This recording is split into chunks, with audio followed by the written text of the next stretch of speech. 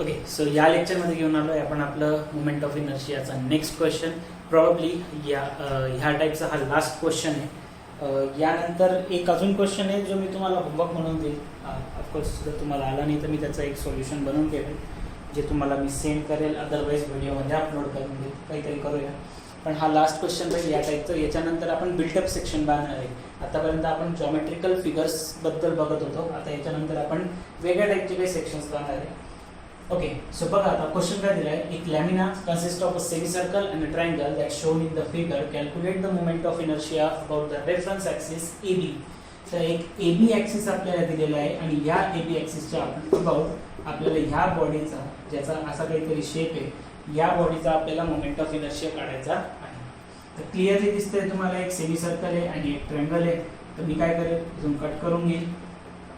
म्हणजे मी काय केलं, कट केलं इन द सेन्स दोन सेक्शन बनवून घेतले. एक बनवला ट्रायंगल, दुसरा बनवला सेमीसर्कल. ठीक आहे. क्लिअरली तुम्हाला दिसतंय की या ठिकाणी जो आपला AB ॲक्सिस आहे तो एक हॉरिझॉन्टल ॲक्सिस आहे आणि जर आपल्याला पॅरलल ॲक्सिस थेरम लावायचा असेल तर आपल्याला ट्रायंगलचा आणि सेमीसर्कलचा सेंट्रॉइडल ॲक्सिस शोधावा लागेल. तो पण कोणता, हॉरिझॉन्टल. म्हणजे x1 x1 आणि x2 x2 शोधावा लागेल आपल्याला. लेट्स से की या ठिकाणी एक सेंट्रॉइड येणार आहे या आपल्या ट्रायंगलचा आणि याचा सेंट्रॉइड जो येईल तो पॉईंट कोणता राहील, G1. आणि या ठिकाणी हा जो x1 हा ॲक्सिस राहील तो x1. थोडं वरती लिहून घेतो. हा ॲक्सिस राहील x1. ठीक आहे. एक दुसरा ॲक्सिस म्हणजे हा x1 ॲक्सिस कोणाचा आहे, ट्रायंगलचा. आता हे तुम्हाला कळायला लागलं असेल की ट्रायंगलचा सेंट्रॉइड हॉरिझॉन्टल ज्या पॉईंटमधून जातोय तो ॲक्सिस म्हणून जातो x1. या ठिकाणी एक दुसरा सेंट्रॉइड घेऊन टाकू. इथं नाव लिहून देतो थोडंसं, G2. आणि हा दुसरा ॲक्सिस बनून जाईल तुमचा x2. ठीक आहे. आणि म्हणजे आता करणार काय आपण, या ट्रायंगलचा मोमेंट ऑफ इनर्शिया काढणार ABच्या अबाउट, या सेमीसर्कलचा मोमेंट ऑफ इनर्शिया काढणार ABच्या अबाउट. कसं काढणार, पॅरलल ॲक्सिस थेरम लावून आणि मग दोघांची इनर्शिया काय करणार आपण, ॲड करणार. So moment of inertia about AB is equal to काय म्हणतात तुमचं I x1 x1 plus I x2 x2. असं ते I x1 x1 I x2 x2 काढण्यासाठी काय करणार, पॅरलल ॲक्सिस थेरम लावायचा.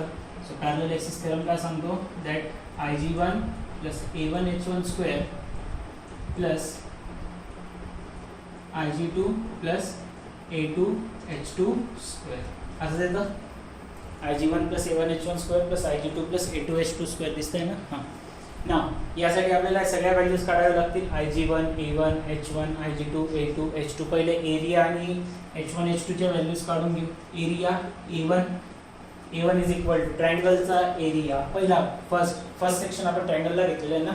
सो ट्रायंगलचा एरिया किती आहे, that is half into base into height किंवा डेप्थ कन्सिडर करून घ्या. डायरेक्टली व्हॅल्यूज टाकू.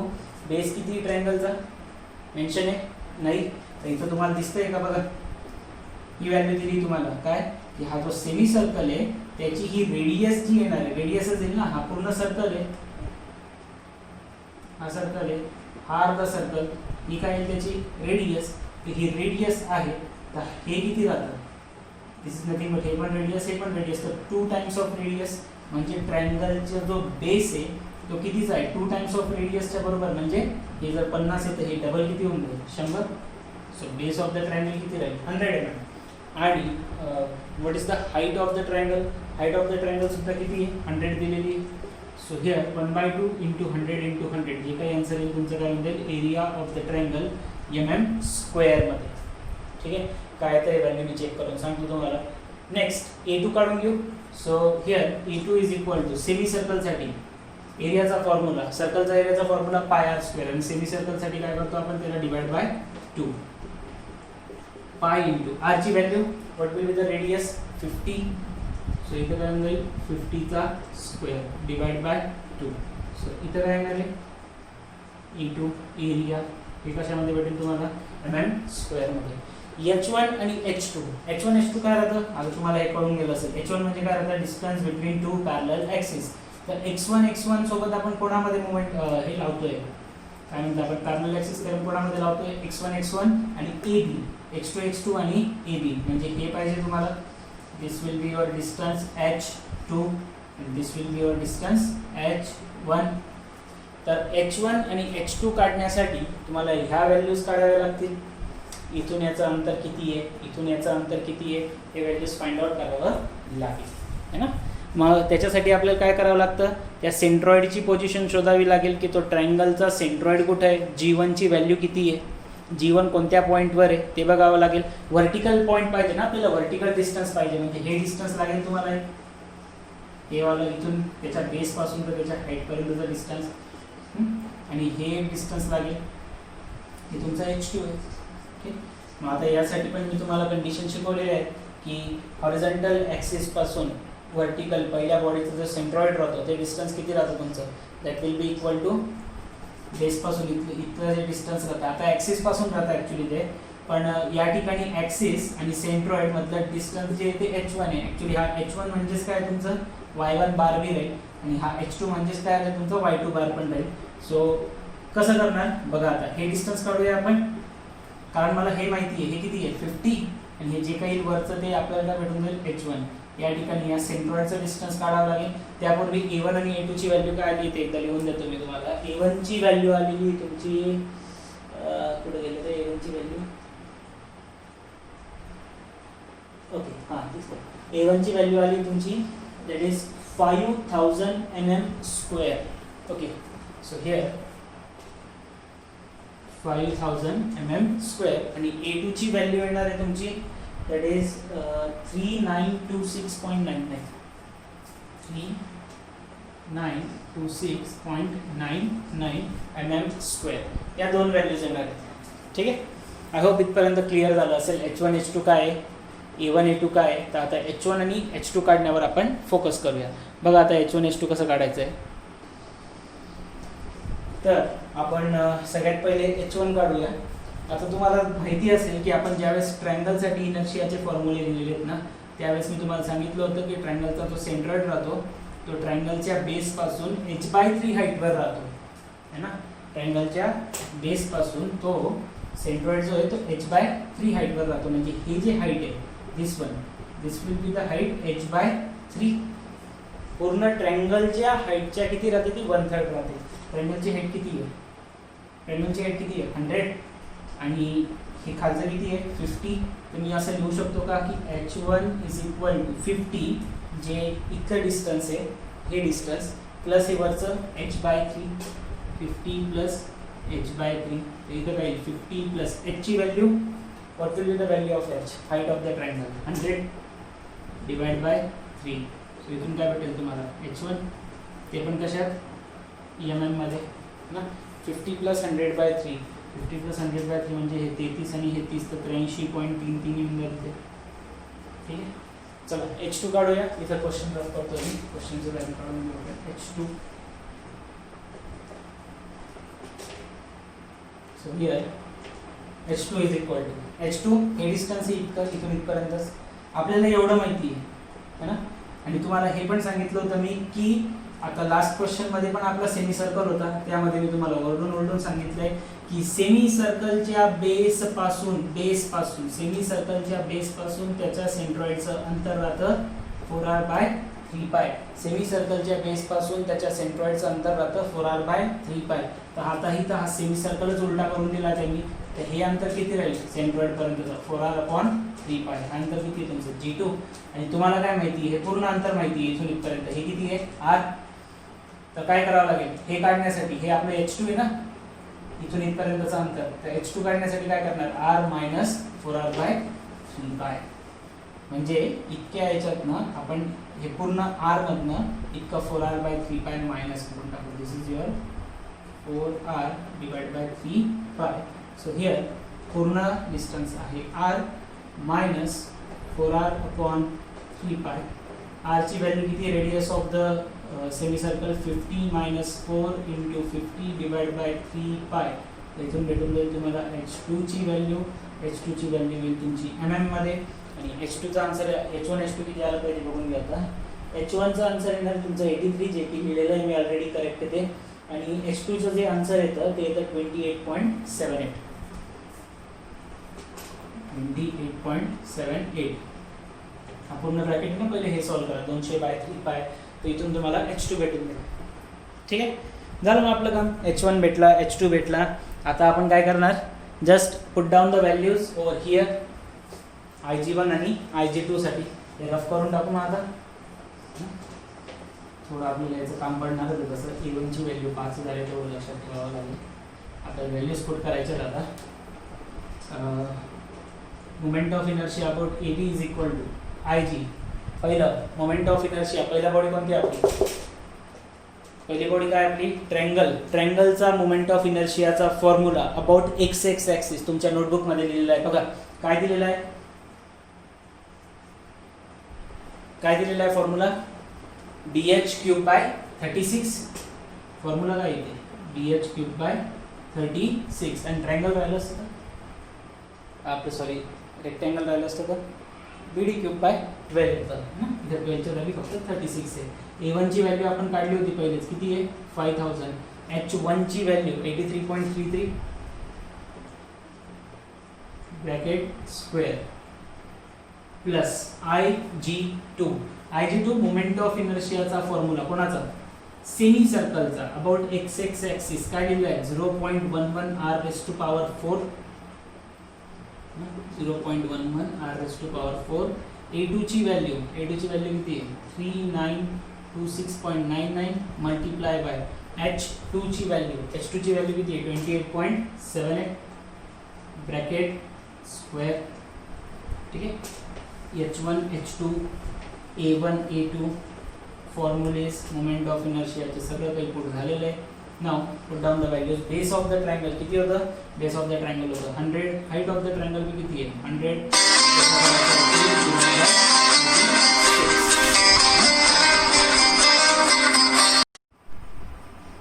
ओके, कंटिन्यू करूया. बघा तुम्हाला फोन येऊन गेला होता. dh³/36 प्लस ही व्हॅल्यू तुम्हाला काउंट करायची आहे 5000. 83.33 चा स्क्वेअर करा, जी काही व्हॅल्यू भेटेल ती इथं पुट करा, प्लस 0.11 r ची value, what is the radius 50 s⁴ plus 3926.99 multiply by 28.78 चा स्क्वेअर. इथून तुम्हाला भेटून जाईल moment of inertia about AB. बघू आपण त्या व्हॅल्यूज दिलेल्या असतील तर त्या लिहून घेऊ आपण, काय काय दिलेले आहेत. आन्सर तुम्हाला सांगून देतो. Moment of inertia about AB काढण्यासाठी 100/36 या व्हॅल्यूचं आन्सर आपल्याला नाही दिलेलं आहे आणि डायरेक्ट कंबाईन करून दिलं आहे.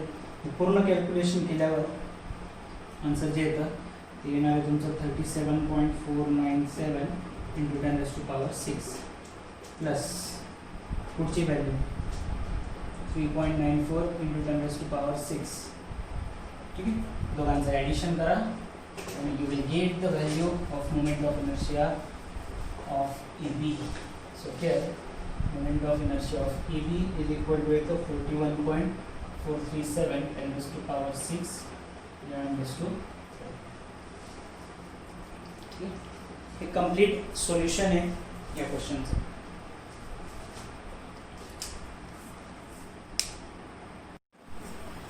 बघा आता हा एक नेक्स्ट क्वेश्चन आहे, हा तुमच्यासाठी होमवर्क राहील. ट्राय करा, जर नाही जमलं तर मला मेसेज करायचा आहे, मी तुम्हाला याचं सोल्युशन पाठवेल. आणि जर तरी बी नाही समजलं तर मी याचा व्हिडिओ पण बनवून ठेवेल एक सोल्युशनचा. बघा क्वेश्चन काय सांगितलं आहे, the moment of inertia of the area about the indicated axis OX. काय करायचं आपल्याला, OXच्या अबाउट इनर्शिया काढायचा आहे for the lamina as shown in the figure if the quarter circle is removed. हा जो क्वार्टर सर्कल आहे दिसतोय तुम्हाला, हा क्वार्टर सर्कल, हा क्वार्टर सर्कल काय करायचं आपल्याला रिमूव्ह करायचा आहे, काढून टाकायचा. म्हणजे आपला बॉडीचा जो शेप आहे तो कसा तयार होईल ॲक्च्युली असा काहीतरी. ठीक आहे, हे असं हा शेप आहे बॉडीचा. आणि त्यांनी आपल्याला डायग्राम या पद्धतीने दिलेली आहे. ही रेडियस दिली तुम्हाला क्वार्टर सर्कलची 400 mm. ही आपल्याला रिमूव्ह करायची. मग कसं करणार तर तुम्हाला आता क्लिअरली दिसतंय की इथं हा जर क्वार्टर सर्कल आहे आणि जर मी इथून एक व्हर्टिकल लाईन ड्रॉ करून घेतली तर हा एक रेक्टँगल बनून गेला, बरोबर आहे. हा एक इकडचा 400 रेक्टँगल नाही, सॉरी स्क्वेअर बनला हा. कारण ही जर रेडियस आहे तर याचा अर्थ काय की ही सुद्धा इतकी व्हॅल्यू सुद्धा काय राहील 400 आणि ही व्हॅल्यू सुद्धा काय राहील 400. सर्कल आहे ना एक प्रकारे. असं जर कंटिन्यू झालं असतं त्याचं पूर्ण सर्कल आलं असतं क्वार्टर सर्कल येते. तर मी काय करेल आता मला OX च्या अबाउट काढायचं आहे. OX च्या अबाउट काढायचं आहे म्हटल्यावर काय OX तुम्हाला हॉरिझॉन्टल ॲक्सिस दिसतोय. तर हॉरिझॉन्टल ॲक्सिसच्या अबाउट काढायचं आहे तर तुम्हाला एक ट्रायंगल पहिला सेक्शन दिसतोय. आता तुमच्या डोक्यात आलं असेल हे दुसरं येईल है ना, पण हे दुसरं येईल का? हा कोणता शेप आहे असा? या शेपचा आपल्याला काही माहिती आहे? काहीच नाही माहिती. मग आता आपण काय करणार की हा जो शेप होता असा काहीतरी, हा याला आपण पूर्ण स्क्वेअर बनवून घेतलेला आहे. तर या स्क्वेअरला आपण सेकंड सेक्शन नाव देणार. हा स्क्वेअर जो आहे तो आपला काय सेकंड सेक्शन आहे आणि हा त्यातला जो हा क्वार्टर सर्कल आहे याला आपण तिसरा सेक्शन नाव देणार. तर आपण काय करणार तर समजा याचा इनर्शिया जो आहे तो काय G1, इथं येईल याचा G2 आणि याचा कुठेतरी येईल समजा इथं G3. मी रँडमली ठेवतोय बरं, मला नाही माहिती काय आहे. हा ॲक्सिस कोणता आहे तुमचा x1, इकडचा हा ॲक्सिस आहे तुमचा x2, इकडचा हा ॲक्सिस आहे तुमचा x3. ठीक आहे. तर काय करणार आपण moment of inertia about OX जर काढायचं आहे तर पहिले moment of inertia about x1 plus moment of inertia about x2 म्हणजे काय केलं तुम्ही ट्रायंगल सोबत पूर्ण एक स्क्वेअर कन्सिडर केला आणि त्यातनं हा छोटा क्वार्टर सर्कल आपल्याला मायनस करायचा आहे. काय केलं ट्रायंगल एक पूर्ण स्क्वेअर दोघांचा इनर्शिया ॲड करणार मी आणि त्यातनं हा जो थर्ड इनर्शिया आहे तो मायनस करणार. फॉर्म्युला काय बनेल मी थोडं काही लिहून देतोय, बाकी तुम्हालाच करायचं आहे. इथं काय येईल Ig1 प्लस A1H1 स्क्वेअर, इथे plus Ig2 plus A2H2 square minus Ig3 plus A3H3 square. A1 area of the triangle half into base into height, A2 area of square 400 into 400, A3 area of the quarter circle pi r square by 4 है ना.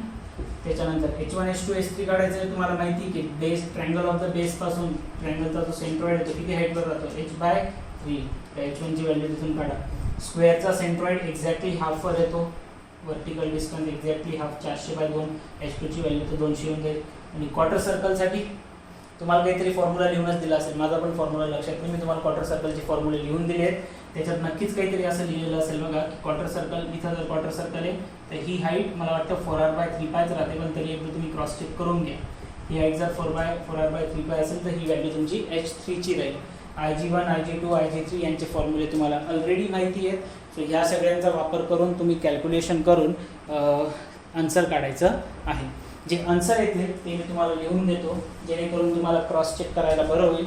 आणि जर नाही आले तर तुम्ही मला विचारू शकता.